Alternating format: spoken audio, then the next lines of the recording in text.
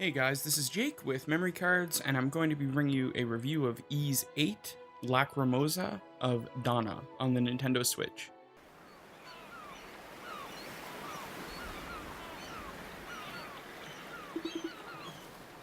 So just like with the Lost Child review last week, I'm going to try and make this as spoiler-free as possible because it is a very story-driven game as well. So right off the bat, I just want to specify that this is the first Ys game that I've ever played. I've been informed by friends and people online that this game is a good jumping off point.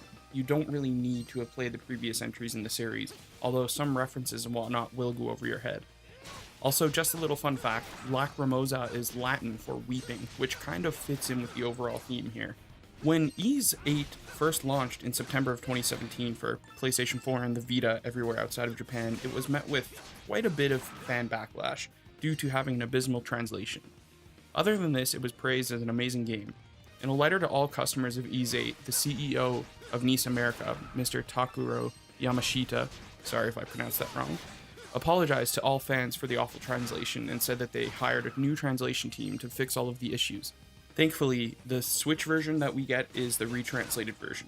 Ys VIII reminds me of Final Fantasy XV in a way. What do I mean by that? I kind of mean that Ys VIII does an incredible job of getting you to care for the characters in the game.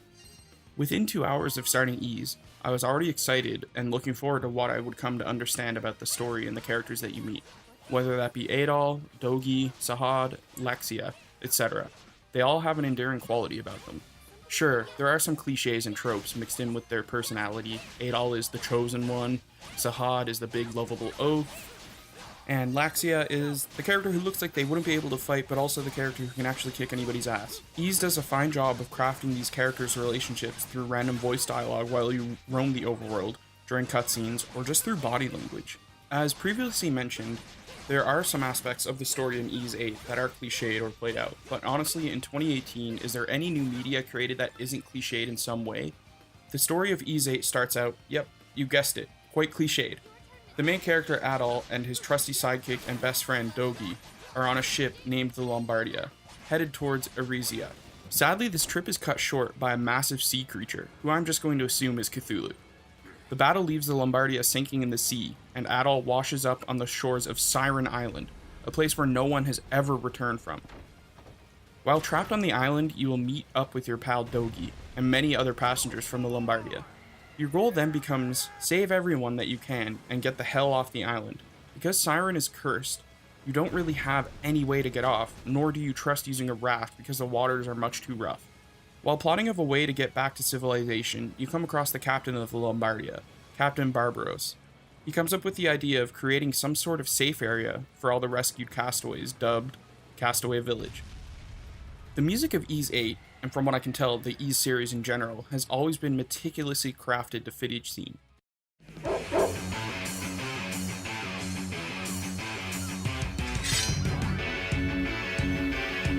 The music helps the player relate with the story and what the characters are going through. The genres of the music in Ys VIII range from almost metal, punky, to more classic and very grandiose and orchestrated. Personally, I think that art direction is a much more important thing than just having the best graphics. There are many games out there that, sure, look gorgeous, but the art direction is boring or a mess. Ys VIII may not have the most pretty graphics out there, and some parts of the game, sure, especially on Switch, look like they're straight out of a PS2 or early PS3 game. And to me, that's absolutely fine. I've actually spent most of my time playing Ys VIII in handheld mode. The graphics definitely take a little bit of a hit when you play in handheld, but the performance works as you would expect. Dock mode looks great. It's once again nothing that will blow you away, but popping the Switch into the dock and going straight to dock mode is great. Playing Ys VIII on the big screen is great too. If you're unfamiliar with the Ys series, like I was, the combat and exploration can, I think, be summed up as a mix between the Tales of series with a little bit of Zelda splash in there. The combat is incredibly smooth, with an easy to learn but hard to master skill cap. I really enjoy that the battle system is completely open, allowing you to just run away from hordes of enemies. There's no loading screen when you start battling. You have 3 party members at each time, and they each have basic blocking, dodging, and combo attacks. Then, each character can have 4 skills equipped to them at each time. The skills can range from simple spinning sword attacks to poisoning the enemy. Movement in Ys games, as far as I can tell once again, is designed with speed and rhythm as the primary components. Your character naturally moves fast on their own, and the added roll, which can be used indefinitely with no cooldown, extends your locomotion into a frenzy. It actually feels like you are playing a game designed by a speedrunner. The roll covers a good distance and can be combined with your jump to cover even further ground. Although it looks a bit goofy, it feels really satisfying to chain your jumps and rolls together to quickly move around the island. In a lot of other games in this genre, movement may be hindered by design or by limitation. A large explorable island that has a consistent stream of enemies and pulsing rhythmic battles demands fast, precise movement, and thankfully Ys. Where the combat in Ys VIII really shines is in its boss fights, and there are quite a few thankfully.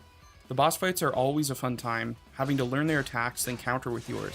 It sounds like a simple boss fight that has been in every JRPG before, but I don't know, there's just something about the boss fights in Ys VIII that feel really carefully crafted. No attacks that the bosses use are broken, and none that you, the player, use are broken. So it's just purely about skill. There's no crappy mechanics involved. So as we know, this game did release previously on the PlayStation 4 and the Vita, and on the Switch it is capped at 30 frames per second, so that might be a bit of a deal breaker for a lot of people, especially those who are familiar with the Ys series. I've already seen quite a few people saying that they're not going to pick it up because it's 30 frames per second on the Switch. And honestly, to my untrained eye, I have not noticed a single frame drop other than when you're teleporting to a new area, and that lasts about 1 second. There's no frame drops in the combat, there's no frame drops while exploration, so I haven't really had any issue in combat, or any issue with frame drops at all. So all in all, when it comes down to it, Ys VIII makes a great home on my Switch, and hopefully many of yours. The game has a great story with a lot of different twists added in, and the combat will keep you coming back for more. So thanks for checking out our review of Ys VIII, Lacrimosa of Dana. It comes out on June 26th, so definitely be sure to pick that up and leave a like and comment down below if you enjoyed the game. Thanks for watching.